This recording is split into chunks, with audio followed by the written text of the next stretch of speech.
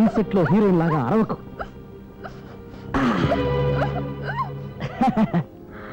శ్రీవారు మీరా? నేనే. కొంచెం ఆగు, ముక్కు దగ్గర పెడతా. ఏమిటి? మత్తులో ముంచిన గుడ్డ. ఏదది? ఎక్కడ పెట్టాను? అది ఇప్పుడు దేనికండి? నీకు మత్తిచ్చి నిన్ను రేప్ చేయటానికి. ఏమిటో, హ్యాపీగా పాలు తాగి ఫస్ట్ నైట్ చేసుకోవాల్సిన కొత్త జంటకి రేపులు ఇవాళలు చేసుకోవాల్సిన కర్మ పట్టింది. దీనికంతటికి కారణం మీ బాబే. వాడి సంగతి నేను కింగునయ్యాక తేల్చేస్తాను. ముందు నీ సంగతి చూసేస్తాను. ఎవడు రావాడు? నువ్వా? లచ్చట్టుకుని లచ్చనంగా ఈది గుమ్మంలోంచి రావాల్సింది పోయి దొంగలాగా దొడ్డు గుమ్మంలోంచి వచ్చేస్తావా? నవిలావులే చొట్ట. తెలిసి తెలియకుండా మాట్లాడుకో. నేనేం గుమ్మంలోంచి రాలేదు, గోడ దూకొచ్చాను. తిన్నావులే గ్రాస్. ఎదవేస్తా వేసేవంటే నిన్ను కైమా చేసేసి రొయ్యలు కేసేయగలను. నా కూతురు ఈడో అయినా పర్లేదు. విన్నావా భార్యమణి? మీ నాన్న ఎంత నీచ నికృష్ట దుష్ట దుర్మార్గుడో. కన్న కూతురు వీడో అయినా పర్వాలేదనుకునే వీడు నీకు తండ్రా? కాదు, చేస్తే కాదు. రా, నాతో రా, పొద్దున్నే పంపించేస్తాను. విన్నావా బేబీ? నిన్ను జీవితాంతం పోషిస్తానడం లేదు, ఈ నైట్కి తీసుకెళ్లి పొద్దుట చంపేస్తానంటున్నాడు. ఈ నీ మొగుడా? కాదు, చస్తే కాదు. అయ్యా, 600 ఆయన నా భర్త కాదు, లచ్చ అయితేనే నీ భర్త. ఏమిటి మామయ్య నువ్వు ఎప్పుడు చూసినా డబ్బు డబ్బు అంటావు. ఇప్పుడు మనకి ఏం తక్కువని? ఏం చేసుకుంటావు డబ్బు అంతా మనం? అందుకని నేను చెప్పేది ఏంటంటే, నా లచ్చ నాకు ఇచ్చేయి. ఆ ఒక్కటే అడక్కు. సరే, అలా అన్నావు, బాగుంది. చూడు, నీ కూతురు శోభనం లేక గంట గంటకి ఎలా చిక్కిపోతుందో. నా కోసం కాకపోయినా నీ కూతురు కోసమైనా ఆ శోభనం ముచ్చటేదో జరిపించేసి. ఆ ఒక్కటి అడక్కు. అనుకున్నా నువ్వు అంటావని. నువ్వు ముత్యాల ముగ్గు విలనికి ఎక్కువ, గ్యాంగ్ లీడర్ విలనికి తక్కువ కదా. అది తెలుసుకుని నువ్వు మసులుకుంటే ఓటర్ లిస్ట్ లో నీ పేరు ఉంటది, లేకపోతే రేషన్ కార్డు కూడా రద్దు అయిపోద్ది. నాన్న, డబ్బు కోసం మమ్మల్ని ఇద్దరిని వేరు చేస్తావా? ఒక్కసారిగా 1,00,000 రూపాయలు తెమ్మంటే ఆయన ఎక్కడి నుంచి తెస్తారు?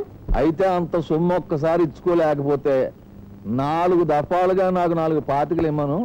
కాకపోతే ఒకటి వడ్డీయేగా కొడతా. చెప్పొచ్చు, కొడతాను. చెప్పింది పూర్తిగా వింటున్నాను, చెప్పు. మొదటి 25,000 ఇస్తే గుమ్మంలో అడిగట్టొచ్చు. రెండో 25,000 ఇస్తే అమ్మాయి చేతితో కూడు తినొచ్చు. మూడో 25,000 ఇస్తే ఆ అమ్మాయి ఒంటి మీద చెయ్యొచ్చు. చివరి ఆఖరి 25,000 పేమెంట్ ఇచ్చేస్తే కార్యం చేసేసుకోవచ్చు. అయితే ఓ పని చేద్దాం, ముందు శివరాఖరి పేమెంట్ ఇచ్చేస్తాను, ఆ కార్యం జరిపించే. అయితే ఓ పని చేద్దాం, 4వ వాయిదా 1,00,000 చేద్దాం, ఆ మొదటి 3 రద్దు చేద్దాం. మళ్ళీ మొదలు. పోనీ ఓ పని చేస్తే నిన్ను మెడట్టు గింటింగ్ చేయడమే ఏర్పాటు చేస్తాను. ఒరే ఎవరక్కడ?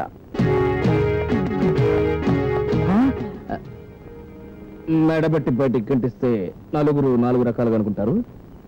చేత నేనే అల్లు టైప్ లో స్టైల్ గా బయటికి వెళ్ళిపోతాను. నువ్వు సైలెంట్ గా ఉంటా. ఏమాయ్ వెళ్ళొస్తానా? వెళ్ళొస్తాను మామయ్య గారు. ఇదిగో మీ అమ్మాయి గారిని పువ్వులా చూసుకోండి. మామయ్య గారు ఆరోగ్యం జాగ్రత్త. వాడలేదమ్మా అని 4 అడిగితే ఏం సమాధానం చెప్పమంటావురా? Very simple. చెల్లెలికి పెళ్లి చేయకుండా తను పెళ్లి చేసుకున్నాడని లోకమంతా కొక్కురకో అంటుందని, ఎలాగైనా సరే చెల్లి పెళ్లి చేసి కానీ తన పెళ్ళాన్ని తెచ్చుకొని నా కొడుకు శపథం చేశాడని చెప్పు. నువ్వు నాకు పెళ్లి చేయడం అంటే అది జరిగేది నా 20వ ఏట కాదు, 60వ ఏట.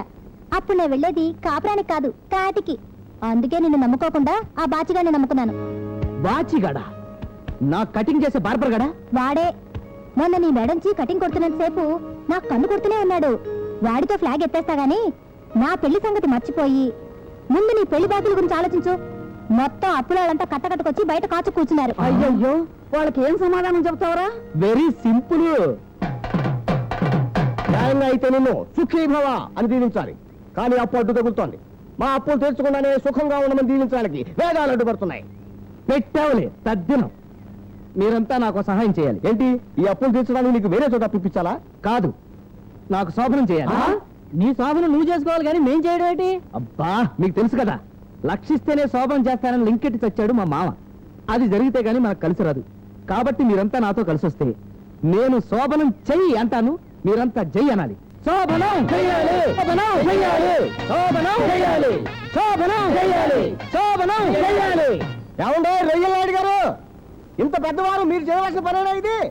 కూతురికి పెళ్లి చేసి అల్లుడిని బయటకు గంటేస్తే వేదాలు ఒప్పుకో. అదేదో అమ్మాయి గారిని కూడా బయటకు గంటేస్తే వాళ్ళు తంటలేదు, వాళ్ళు పడతారు కదా. ఒకసారి తలుపు తీయండి, కొంచెం మంచి చెడు మాట్లాడాలి. తిన్నావులే పప్పు. అలా పిలిస్తే ఆవిడ రాడు. అందుకోండి బాజాలు బోర్లు. కాపండి సార్, మీరు ఎర్రమూరు కోతలు పిచ్చి పిచ్చి డాన్సులు చేశారంటే తలకాయలు పటాస్కాయల్లో పెట్టేలు అని వెళ్ళిపోతాయి. మామయ్య గారు, మనలో మనం ఇలా కాల్చుకోటాలు పేల్చుకోటాలు ఏం బాగుంటుంది కానీ మీరు జైలుకి వెళ్తే గేలం పట్టి నా చేత్తో రాళ్ళు అవి కొట్టుకోవడం బాగోదు. అందుకని నా మాట విని ఆ శోభనం కాస్త జరిపించండి, గొడవ వదిలిపోతుంది. కొట్టవులే gas, cash down, carry on, వేరే మాటలు లేవు. అయ్యా, మీరు ఇలాంటి కండిషన్లు పెడితే అతను మా బాకీలు ఎప్పుడు తీరుస్తాడు? జాప్యం చేస్తే వడ్డీ పెరిగిపోతుంది, నా వయసు పెరిగిపోతుంది. మీరు అర్జెంట్ గా ఇక్కడి నుంచి ముందు గెట్అవుట్ అవ్వకపోతే నాకు బీపీ పెరిగిపోద్ది. ఆ తర్వాత మద్రస్ మీద మద్రస్ పెరిగిపోతుంది. వద్దు, కడుపు చించుకుంటే జోళ మీద పడుతుంది. నువ్వు హంతకుడు అయితే పోయే పరువు ఎవరిది? నాదేగా.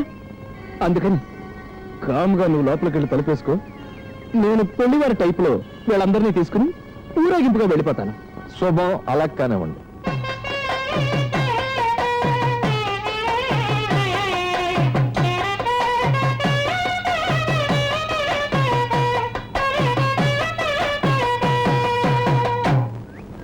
అందుకే అన్నారు, కూతుర్ని వెన్నింట్లో ఇచ్చుకో, కోడళ్ళు లేనింట్లోంచి తెచ్చుకో అని. చివరికి మన కర్మ ఇట్లా కాలిపోయింది. అసలు మొగుడుతో కాపురం చేసే వాసనలు ఏమైనా ఉన్నాయా మహారాణి గారికి? ఆ మహారాణి వస్తే ఈ మహారాజు ఏం పెడతాడని? పచ్చగడ్డి పచ్చడితో అయినా ఒక పూట ఫుడ్ ఎట్టగలడా? ఒక మూర పూలు కొనిపెట్టగలడా? ఏసీల్లో పెరిగిన పిల్లని కనీసం బీసీలకైనా తీసుకెళ్లి ఓ సెకండ్ షో సినిమా చూపెట్టగలడా? మగాడు వీడు సన్నాసైతే ఆడది అదేం చేస్తుంది? పాపం మొగుడు మీద బెంగతో చిక్కి 50% అయిపోయింది. నువ్వు ఎప్పుడు చూసావా? ఉదయం గుడికొచ్చింది, క్రాక్ తండ్రిని కాదని లేక, మెంటల్ మొగుడిని అవునని లేక, చివరికి దేవుడా నువ్వే దిక్కు, దేవుడా నువ్వు ఏ దిక్కు అనుకుంటూ రోజు సన్ రైజ్ షాట్కు ముందు గుడి చుట్టూ తడి బట్టలతో అంగ ప్రదక్షిణలు చేస్తుంది.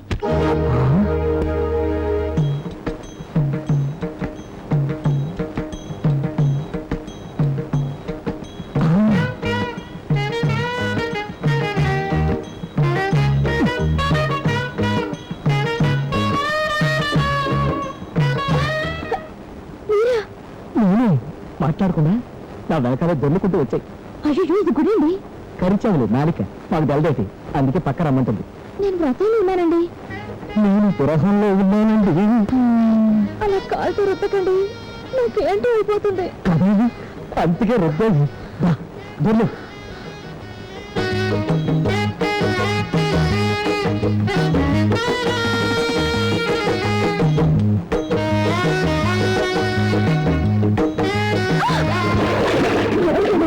వదలండి.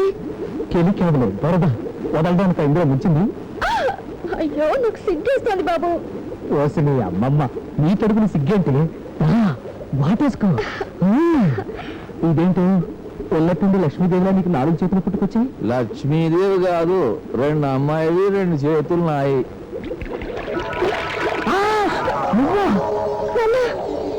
నువ్వు ఇందులోకి ఎలా వచ్చావు? ఈదుకుని నవిలావలే అటుకులు. అసలు ఏంటి నీ ఉద్దేశం? ఆ వేళ శోభనం గదిలోకి వచ్చేసి కూర్చున్నావు. పోనీ రేపు అటెంప్ట్ చేసుకుందామంటే అక్కడికి దాపరించావు. చివరికి చెరువులు సరదాగా 10 నిమిషాలు ఫ్యామిలీ చేసుకుందామంటే ఇక్కడికి చచ్చావు. దీనివల్ల నీకు అర్థమయ్యే నీతి ఏంటి?